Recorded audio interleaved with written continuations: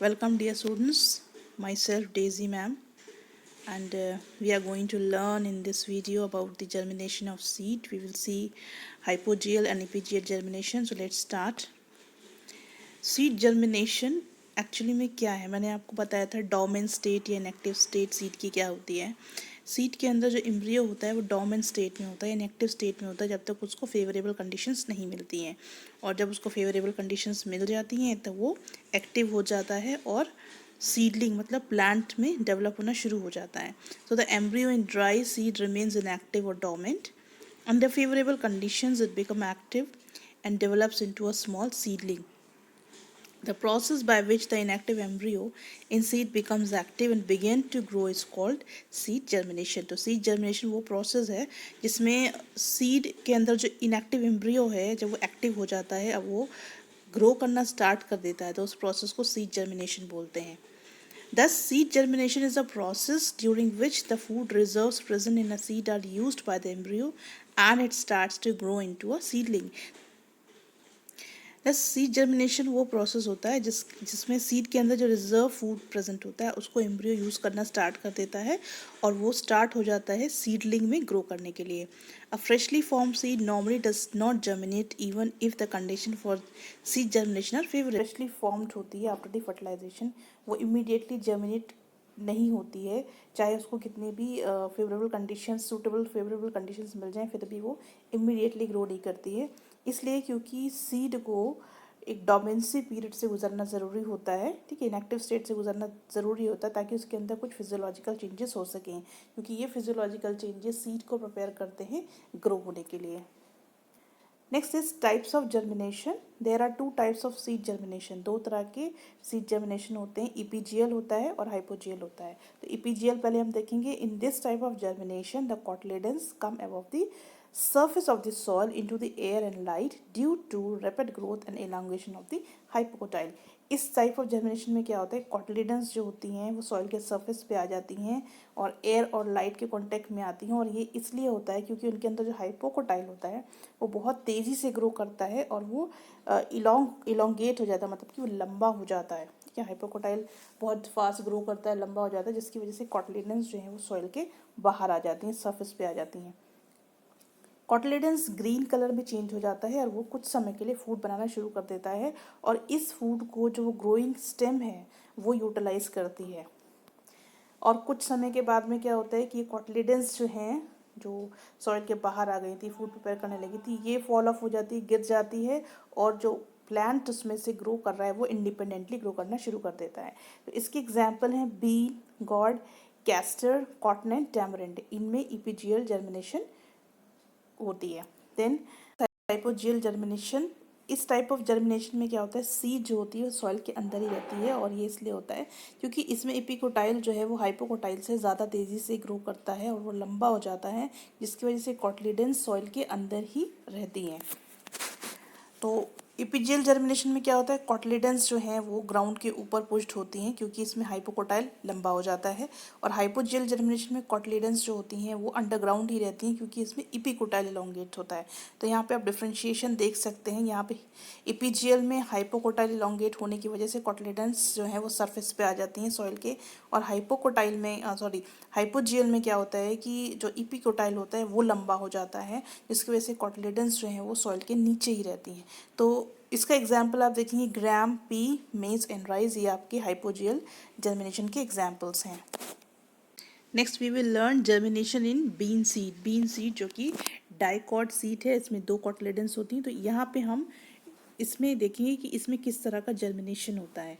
The bean seed absorb water and swell. सबसे पहला process क्या होगा, आप सो करेंगे, इसको सॉइल में डालेंगे तो सीड है वो वाटर को एब्जॉर्ब करेगी और स्वेल हो जाएगी, एंड उसका जो सीड कोट है वो स्प्लिट हो जाएगा और रेडिकल नीचे की तरफ ग्रो करेगा और वो रूट सिस्टम फॉर्म करेगा जो कि टैप रूट होगी, और हाइपोकोटाइल ग्रो करेगा और फॉर्म करेगा लूप। ठीक है, लूप फॉर्म करेगा जिसकी वजह से जो कॉटलिडेंस हैं वो स्ट्रेटन हो जाएंगी और ग्राउंड के ऊपर आ जाएंगी। So we will see the diagram here. Epigeal germination का आप देख सकते हैं, यहाँ पे सीड को पहले सो किया गया है, और आप देखेंगे कि जब सो करने के बाद में इसकी जो ऊपर की सीड कोट है वो लूज़ हो गई है। लूज़ होने के बाद में हाइपोकोटाइल देख रहे हैं, ये हाइपोकोटाइल जो है वो ऊपर की तरफ आ रहा है और इसके ऊपर की तरफ आने की वजह से, इलॉन्गेशन की वजह से इसको लूप बोलते हैं। ये जो टर्न बना रहा है, ये टर्न इसको लूप बोलते हैं। इसकी वजह से कॉटलेडन सरफेस के ऊपर आ गई हैं। और आप देखेंगे फिर यहाँ पर क्या हो रहा है, ये कॉटलेडेंस में से फॉलिएज लीव निकल रही हैं। फॉलिएज मतलब होती है ट्रू लीव्स, ठीक है, ये ट्रू लीव्स निकल रही हैं। और इसका आप देख सकते हैं सीड कोट रिमूव हो गया है। और लास्ट स्टेप में आप देखेंगे कि पूरा इंडिविजुअल प्लांट यहाँ पे ग्रो कर रहा है।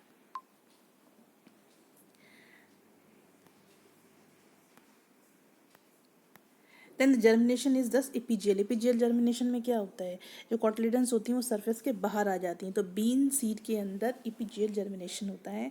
कॉटलिडेंस इसमें ग्रीन हो जाती हैं और ये फर्स्ट ग्रीन लीव्स होती हैं और ये क्या करती हैं, ये फॉर्म करने लगती हैं, फूड को फॉर्मेशन बनाने लगती हैं ताकि स्टेम इसको यूज़ कर सके। और कुछ समय के बाद में ये कॉटलेडेंस गिर जाती हैं और ट्रू लीव्स वहाँ पे अपेयर हो जाती हैं, उनको फॉलिएज भी बोला जाता है। So this is how germination in bean seed occurs. Now next we will see germination इन मेज सीड। मेज सीड जो कि मोनोकॉट सीड है, इसमें क्या होता है, जब हम सीड को सो करेंगे तो वो वाटर को एब्जॉर्ब करेगी और स्वेल अप हो जाएगी।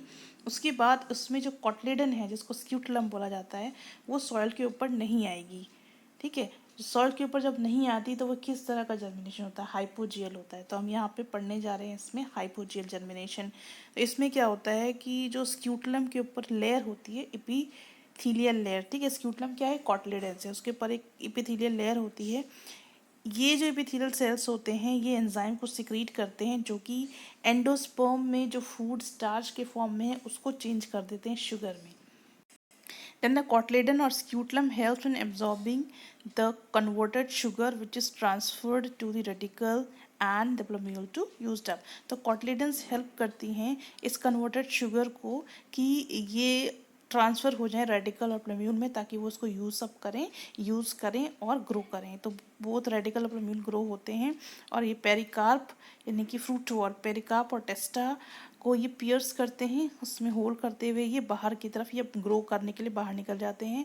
और हाइपोकोटाइल जो होती है वो छोटी ही रहती है, कॉटलेडन के साथ ही रहती है और अंडरग्राउंड ही रहती है, बाहर नहीं आती है। रेडिकल ग्रो करता है और फॉर्म करता है primary roots in the soil. और प्राइमरी रूट्स बहुत कम समय के लिए रहती हैं, उसके बाद ये रिप्लेस हो जाती हैं एडवेंटिशियस रूट से जो आती हैं हाइपोकोटाइल और बेसल नोड ऑफ प्लम्यूल से। प्लम्यूल के बेसल नोड और हाइपोकोटाइल से ये एडवेंटिशियस रूट्स आती हैं जो कि प्राइमरी रूट्स को रिप्लेस कर देती हैं।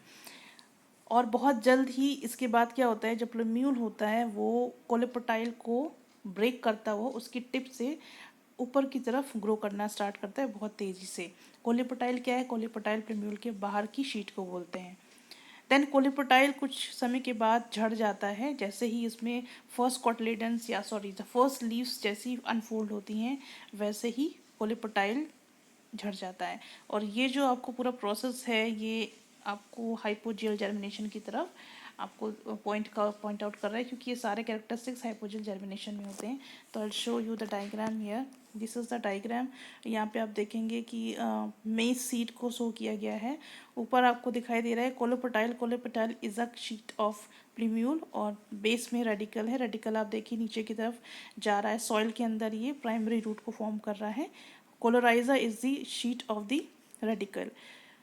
और कोलेपोटाइल को देखेंगे आप, वहाँ से टिप से फर्स्ट लीव निकल रही है और आप थर्ड वाले डायग्राम में देखेंगे कि ऊपर की तरफ लीव ग्रो कर रही है और कुछ समय के बाद में कोलेपोटाइल यहाँ से झड़ जाएगा इसमें से और ये इंडिपेंडेंट प्लांट के फॉर्म में ग्रो करेगा। और नीचे आप देखेंगे प्राइमरी रूट जो है वो फाइब्रस रूट या फिर एडवेंटिशियस रूट की जगह पर आ गई है, रिप्लेस हो गई है। So this is the example of hypogeal germination of maize seed. So this is all about today's video. Next video में we will see what are the different conditions required for the seed germination. Thank you very much.